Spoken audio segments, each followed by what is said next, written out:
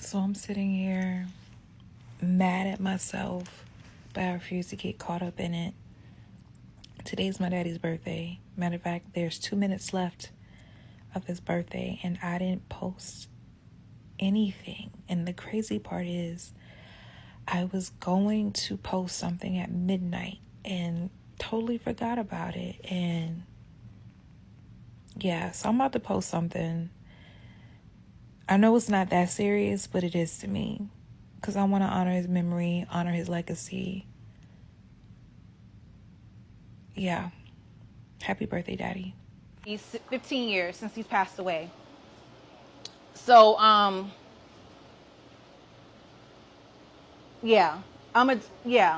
So, as the youngest girl in my daddy's world, I wanted to have his attention in every aspect of his existence, better known as Daddy's girl.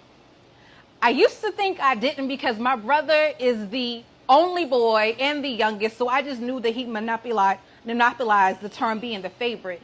But it wasn't until after he passed that I realized all the times my dad was there for me.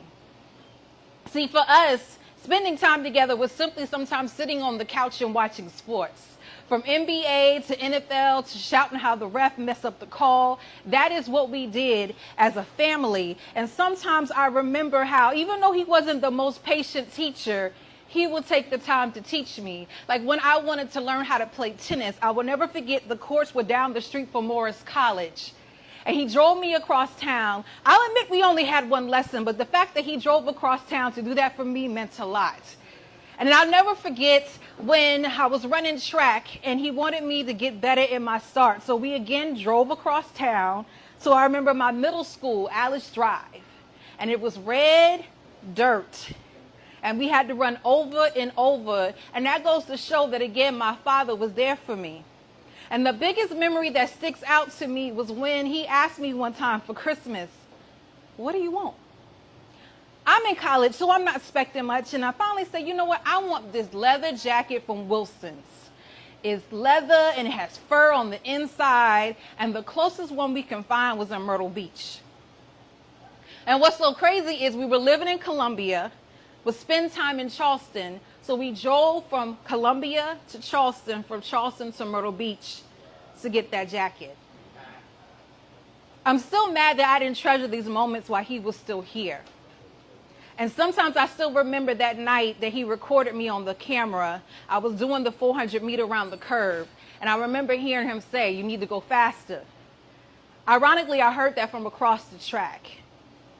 And maybe the reason why I'm sharing these memories with you, because I didn't realize until the moment that he was taken from me that my dad was my best friend.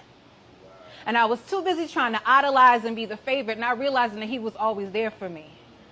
So it wasn't until that moment, I'll never forget, in July, when my mother was called away and I was wondering what was happening, and God told me as soon as she walked out the door that he was gone.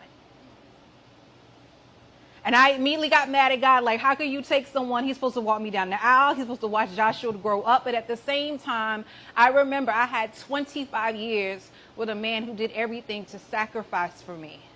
So I realized in the end, I was his favorite girl.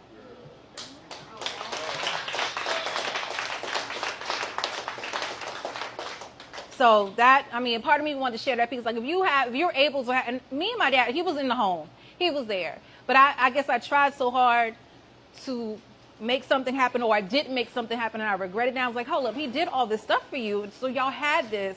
Like, one memory I forgot to share, I think it was my 12th birthday, and I told my daddy I wanted Mary J. Blige, What's the 411, cassette tape, and Jodeci, Forever My Lady. And he had to go all these record stores to find it, but he found it. He was mad because he had to search for it, but he found it.